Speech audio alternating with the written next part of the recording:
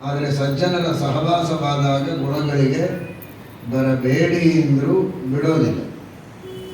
ಶ್ರೀರಾಮಚಂದ್ರ ಹೇಗೆ ಗುರುಕುಲದಲ್ಲಿ ಅಧ್ಯಯನ ಮಾಡುವಾಗ ನಡೆದುಕೊಳ್ತಾ ಇದ್ದ ಅಂತ ವಾಲ್ಮೀಕಿ ಮಹರ್ಷಿಗಳು ಹೇಳ್ತಾರೆ. ಶೀಲವೃದ್ಧೈ ವಯೋವೃದ್ಧೈ ತಪೋವೃದ್ಧೈಶ್ಚ ಸಜ್ಜನೈ ಕಥಯನ್ ಅಸ್ತವೈ ನಿತ್ಯಂ ಅಸ್ತ್ರಯೋಗ್ಯಾಂತರೇಶ್ವಪಿ.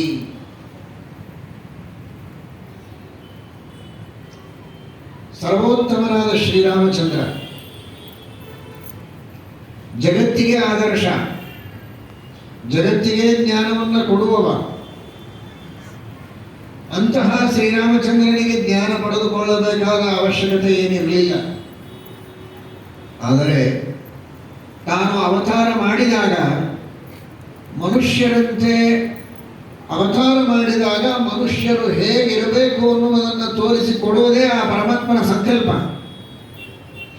ಅದಕ್ಕಾಗಿ ಭಗವಂತ ಎಲ್ಲರಂತೆ ತಾನೂ ಗುರುಕುಲದಲ್ಲಿ ಅಧ್ಯಯನ ಮಾಡಿದ್ದಾನೆ, ವಸಿಷ್ಠರ ಆಶ್ರಮದಲ್ಲಿ ಅಧ್ಯಯನವನ್ನು ಮಾಡಿದ್ದಾನೆ, ಅಸ್ತ್ರವಿದ್ಯೆಯನ್ನು ಅಭ್ಯಾಸ ಮಾಡಿದ್ದಾನೆ. ಅಸ್ತ್ರ ಅಂದರೆ ದೇವತೆಗಳನ್ನು ಕುರಿತು ಪ್ರಾರ್ಥನೆ ಮಾಡಿ ಪ್ರಯೋಗ ಮಾಡುವಂತಹ ಆಯುಧಗಳು. ಅದು ಆಯುಧವೂ ಆಗಬಹುದು, ಯಾವುದೇ ವಸ್ತು ಆಗಬಹುದು. ಮಂತ್ರದಿಂದ ಅಭಿಮಂತ್ರಣ ಮಾಡಿ ದೇವತೆಗಳಿಗೆ ಪ್ರಾರ್ಥನೆ ಮಾಡಿ ಬಿಟ್ಟರೆ ಇವನ ಮನಸ್ಸಿನಲ್ಲಿ ಏನು ಉದ್ದೇಶಗಳಿರುತ್ತೋ ಅದಾಗತ್ತೆ. ಯಾರಿಗೆ ಸಂಹಾರ ಮಾಡಬೇಕು, ಯಾರನ್ನು ಸುಡಬೇಕು, ಯಾರಿಗೆ ಎಲ್ಲಿ ಮಳೆ ಬರಬೇಕು, ಯಾರನ್ನು ಹಾರಿಸಿಕೊಂಡು ಹೋಗಬೇಕು, ಕೊಚ್ಚಿಕೊಂಡು ಹೋಗಬೇಕು, ಏನು ಸಂಕಲ್ಪ ಮಾಡಿರ್ತಾನೋ ಆ ಅಸ್ತ್ರಗಳಿಂದ ಆ ಕಾರ್ಯಗಳಾಗ್ತವೆ.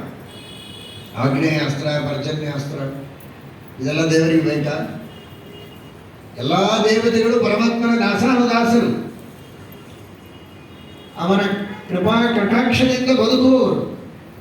ಅವನ ಒಂದು ಕಣ್ಣು ಸನ್ನೆ ಮಾಡಿದರೆ ತಮ್ಮ ಕೆಲಸ ಎಲ್ಲ ಮಾಡ್ತಾರೆ. ಅವನು ಯಾಕೆ ಅಸ್ತ್ರವಿದ್ಯೆಯನ್ನು ಅಭ್ಯಾಸ ಮಾಡಬೇಕು? ಆದರೆ ಗುರುಕುಲದಲ್ಲಿ ಅಭ್ಯಾಸವನ್ನು ಮಾಡಿದ್ದಾನೆ. ಗುರುಕುಲದಲ್ಲಿ ಅಧ್ಯಯನ ಮಾಡಬೇಕು ಅನ್ನುವುದನ್ನು ಮೊದಲು ಕಲಿಸಿಕೊಟ್ಟ ಪರಮಾತ್ಮ.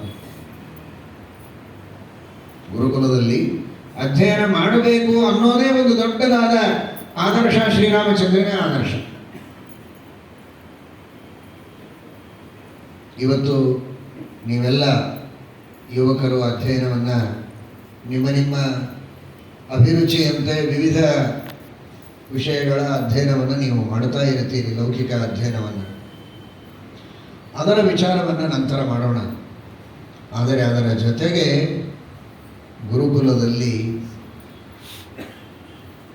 ಶಸ್ತ್ರಗಳ, ಅಸ್ತ್ರಗಳ ಅಧ್ಯಯನವನ್ನು ಮಾಡಿ ಶ್ರೀರಾಮಚಂದ್ರ ಅವತ್ತು ತೋರಿಸಿದರೆ ಆದರ್ಶವನ್ನು, ಶಾಸ್ತ್ರಗಳ ಅಧ್ಯಯನಕ್ಕಾಗಿ ಗುರುಕುಲದಲ್ಲಿ ವಾಸ ಮಾಡುವ ಸ್ಥಿತಿಯಲ್ಲಿ ನೀವೆಲ್ಲ ಲೌಕಿಕ ಅಧ್ಯಯನ ಮಾಡುವಂತಹ ಯುವಕರು ಯುವತಿಯರು ಇವತ್ತಿಗೆ ಇಲ್ಲದೇ ಇದ್ದರೂ ಕೂಡ